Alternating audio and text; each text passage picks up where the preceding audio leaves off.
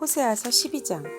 에브라임은 바람을 먹고 살며 종일 열풍을 따라 달리고 거짓말만 하고 폭력만 일삼는다. 아시리아와 동맹을 맺고 이집트에는 기름을 조공으로 바친다. 주님께서 유다를 심판하시고 야곱을 그의 행실에 따라 처벌하실 것이다. 그가 한 일들을 따라 그대로 그에게 갚으실 것이다. 야곱이 모태에 있을 때에는 형과 싸웠으며 다 큰 다음에는 하나님과 대결하여 싸웠다. 야곱은 천사와 싸워서 이기자 울면서 은총을 간구한다. 하나님은 베델에서 그를 만나시고 거기에서 우리에게 말씀하셨다. 주님은 만군의 하나님이다. 주님의 우리가 기억해야 할 그분의 이름이다. 그러니 너희는 하나님께로 돌아오너라. 사랑과 정의를 지키며 너희 하나님에게만 희망을 두고 살아라. 에브라임은 거짓 저울을 손에 든 장사꾼이 되어서 사람 속이기를 좋아한다. 그러면서도 에브라임은 자랑한다. 아, 내가 정말 부자가 되었구나. 이제는 한 미천 톡톡히 잡았다. 모두 내가 피땀을 흘려서 모은 재산이니 누가 나더러 부정으로 재산을 모았다고 말하겠는가. 그러나 나는 너희가 이집트 땅에 살 때부터 너희 주 하나님이다. 내가 광야에서 너희를 찾을 때에 너희가 장막에서 살았던 것처럼 나는 너희가 다시 장막에서 살게 하겠다.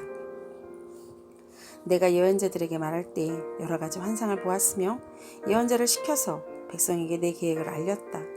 길르앗이 악하냐? 그렇다. 그들은 거짓되다. 길갈에서는 사람들이 황소를 잡아서 제물로 바치고 있다. 그들의 제단이 들녘의 돌더미처럼 많다. 우리 조상 야곱은 메소포타미아 평야로 달아나야 했다. 이스라엘은 아내를 얻으려고 종살이를 하였다. 아내를 얻으려고 목자가 되었다. 주님께서는 예언자 한 사람을 시켜서 이스라엘을 이집트에서 이끌어내시고 예언자 한 사람을 시켜서 그들을 지켜주셨다. 에브라임은 주님을 몹시 노엽게 하였으니 죽어 마땅하다. 주님께서 에브라임을 벌하시고 받으신 수모를 에브라임에게 돌려주실 것이다. 호세아서 13장. 에브라임이 말만 하면 모두 떨었다. 온 이스라엘이 그렇게 에브라임을 우러러 보았는데 바알신을 섬겨 죄를 짓고 말았으므로 이제 망하고 말았다. 그런데도 그들은 거듭 죄를 짓고 있다. 은을 녹여 거푸집에 부어서 우상들을 만든다. 제주껏 만든 은신상들, 그것들은 모두 세공업자들이 만든 것인데도 그들은 이 신상 앞에 제물을 바치라고 하면서 송아지 신상들에게 입을 맞춘다. 그러므로 그들은 아침 안개처럼 되고 이른 새벽에 사라지는 이슬처럼 될 것이다. 타작마당에서 바람에 날려나가는 쭉정이처럼 되고 굴뚝에서 나오는 연기처럼 될 것이다. 그러나 나는 너희가 이집트 땅에 살 때부터 주 너희의 하나님이다. 그때에 너희가 아는 하나님은 나밖에 없고 나 말고는 다른 구원자가 없었다. 나는 저 광야에서 그 메마른 땅에서 너희를 먹이고 살렸다. 그들을 잘 먹였더니 먹는 대로 배가 불렀고 배가 부를수록 마음이 교만해지더니 마침내 나를 잊었다. 그래서 내가 그들에게 사자처럼 되고 이제는 표범처럼 되어서 길목을 지키겠다. 새끼 빼앗긴 앙곰처럼 그들에게 달려들어 염통을 갈기갈기 찢을 것이다. 암사자처럼 그 자리에서 그들을 뜯어먹을 것이다. 들짐승들이 그들을 남김없이 찢어먹을 것이다. 이스라엘아, 내가 나를 대적하니 너를 돕는 자를 대적하니 너는 이제 망했다. 왕과 대신들을 세워달라고 조르더니 도대체 너희 왕이 지금 어디에 있느냐? 널 구원하라고 하여라. 대신들이 지금 어디에 있느냐? 너희의 모든 성읍에서 샅샅이 찾아보아라. 너를 궁지에서 건져달라고 하여라. 내가 홧김에 너에게 왕을 주었으나 분을 참을 수 없어서 너희 왕을 없애버렸다. 에브라임의 허물을 적은 문서를 모두 모았고 죄상을 적은 기록을 모두 보관하고 있다. 에브라임이 다시 태어나는 진통을 겪고 있다. 그러나 그는 때가 되었는데도 태를 열고 나올 줄 모르는 미련한 아들과도 같다. 내가 그들을 수월의 권세에서 속량하며 내가 그들을 사망에서 구속하겠다. 사망아, 내 재앙이 어디 있느냐?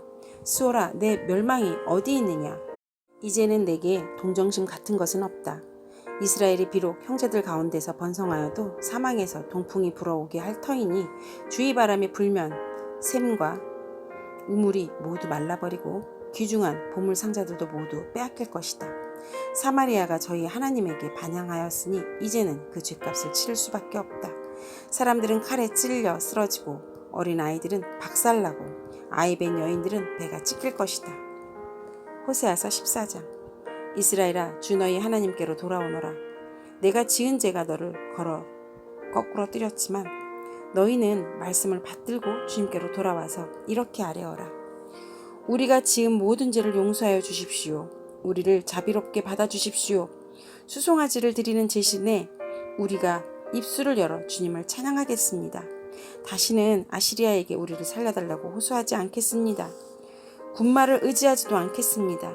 다시는 우리의 손으로 만들어 놓은 우상을 우리의 신이라고 고백하지도 않겠습니다.